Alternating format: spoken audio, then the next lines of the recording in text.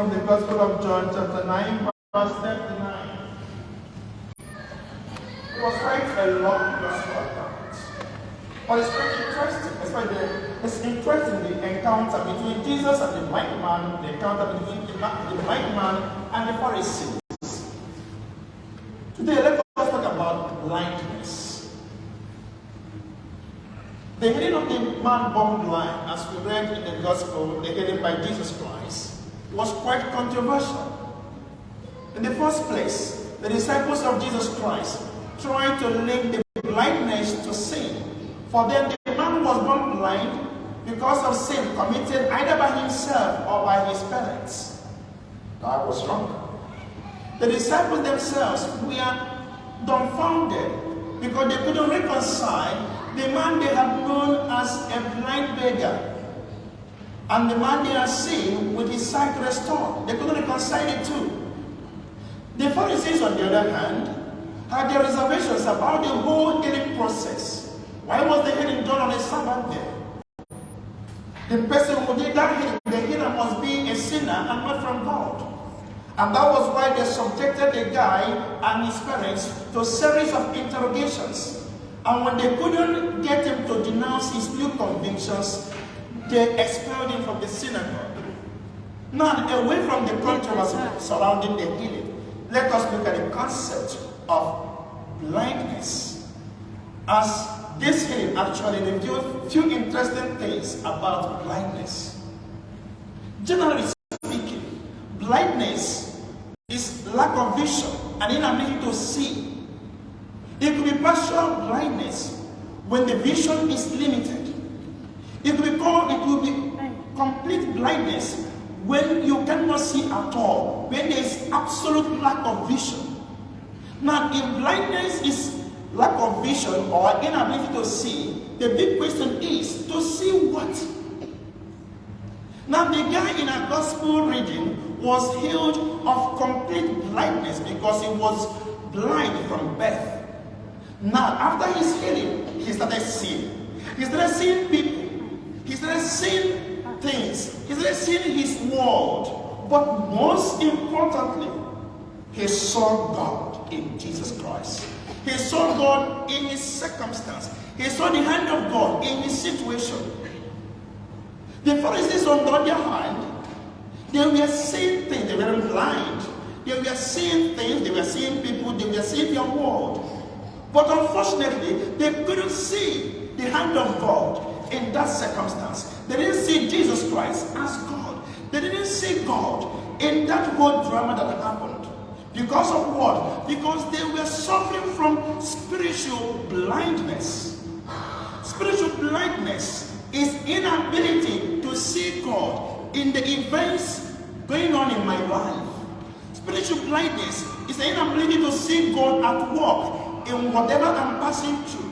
Spiritual blindness is my inability to discover that every step I take, God is there with me, despite whatever I'm passing through. Spiritual blindness is my inability to see the hand of God at work in my life. Spiritual blindness is my inability to see the obvious things God is doing in my life. The spiritual blindness is my inability to see that whatever darkness has covered my existence or my circumstance at this moment, God is always there to see the presence, the manifestations of God in all events of my life. Apart from spiritual blindness, there is also ideological blindness. You know, when you are so committed to a particular ideology, political view, political orientation, or even religious belief, it could so much blind you that you may not be able to see good in other aspects or outside your political circle or outside your religious circle. For example, when the conservative makes proposals or presents their manifesto or their plans, for the labor, that is outright rubbish. Nothing good is there. These guys are not serious. When the Labour makes their proposal and present their manifesto, for the Conservative, that is nonsense because they can't see any good because of their ideological differences and therefore ideological blindness. They can't see any good in the opposition. It am so committed to my Christian faith, although that him and there is making sense, he's doing a marvelous work, I don't see any good there because he's not my priest. He's not from my religious circle.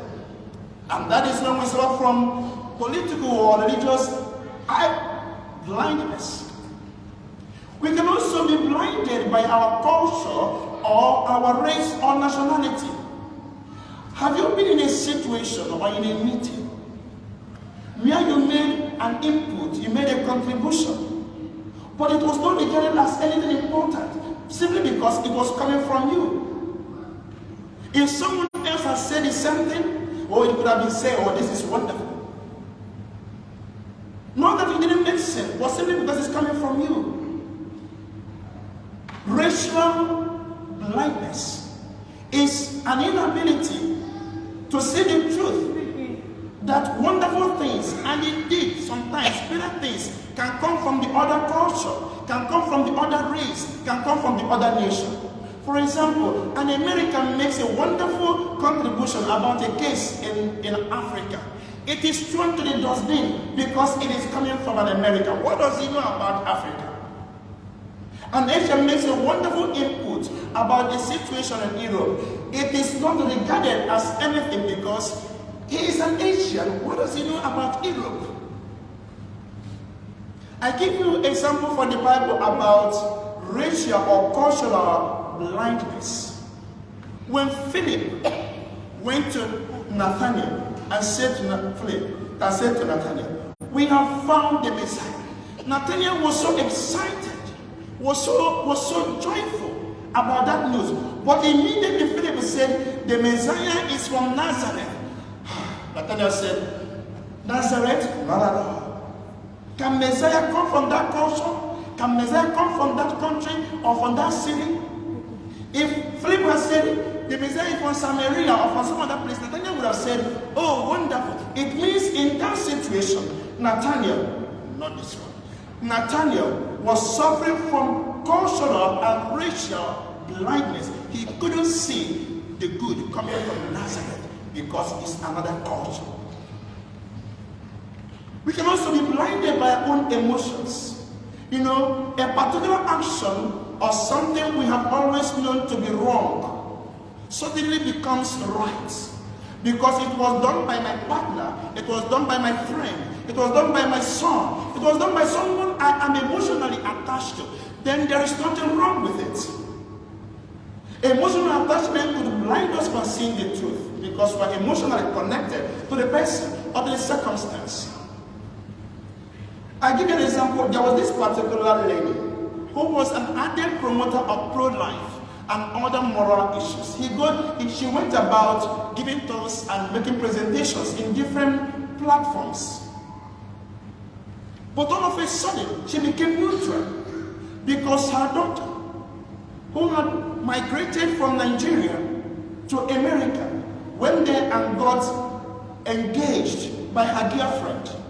You know what that means? So this woman, all of a sudden, went dead. She stopped talking because for her, that thing is no longer a question of right and wrong. It was for her a question of freedom. Because her daughter was now involved, she couldn't say it was wrong, or she couldn't say it was right again, because there was an affection towards the daughter.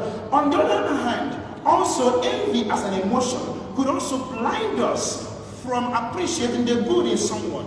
Because you don't like him, nothing good comes out of what he says. Envy. So emotion could also blind us that we may not be able to see the truth. And that was part of what happened to Jesus. When he healed the man born blind, the Pharisees were so envious that they failed to see God at work at that miracle. For them, it is not possible because we don't like this man. He didn't do it. When God sent Samuel to the house of Jesse, as we read in the first reading of today, he sent him there to anoint one of the Jesse's sons as the king of Israel.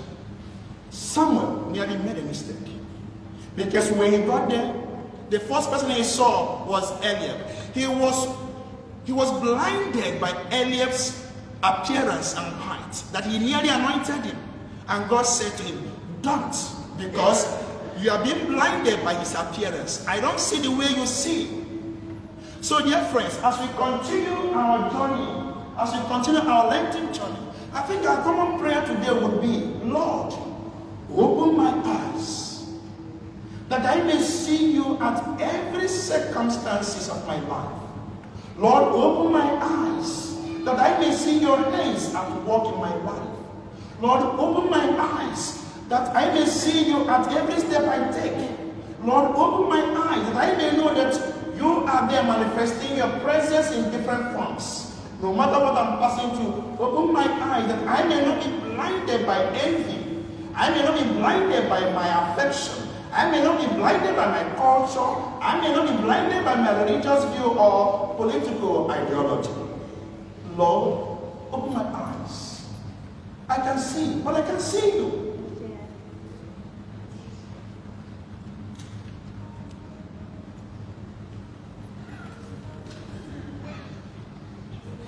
May we rise and profess our faith.